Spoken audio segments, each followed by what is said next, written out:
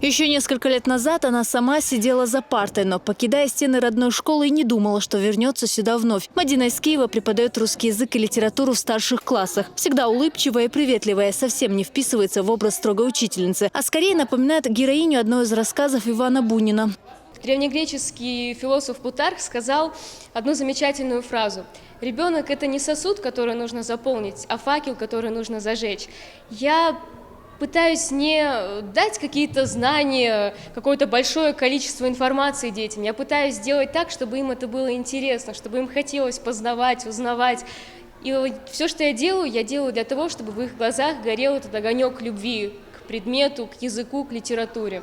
Она никогда не думала о преподавательской деятельности, не играла в детстве в учителя и не помогала одноклассникам с домашним заданием. Мадина видела себя на экране телевизора, хотела стать диктором. Но медийная мечта рассеялась с поступлением в вуз. Буквально уже с первых дней поступления в наш институт я поняла, что то, чему меня обучают, мне очень интересно.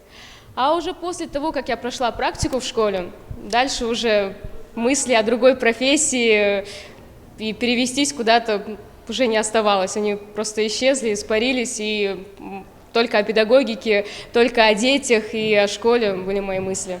Найти общий язык с подростками непросто, тем более, когда ты их учитель. Но с этой задачей Мадина справляется отлично. Молодой педагог выработал свой метод общения с учениками. Это уважение индивидуальности каждого школьника и создание условий для его самовыражения.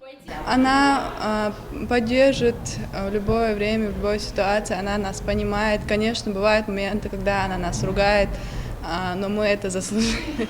За несколько лет Мадина из Киева завоевала любовь и уважение среди своих коллег. Успехи молодого учителя позволяют повысить престиж школы, рассказывает руководство.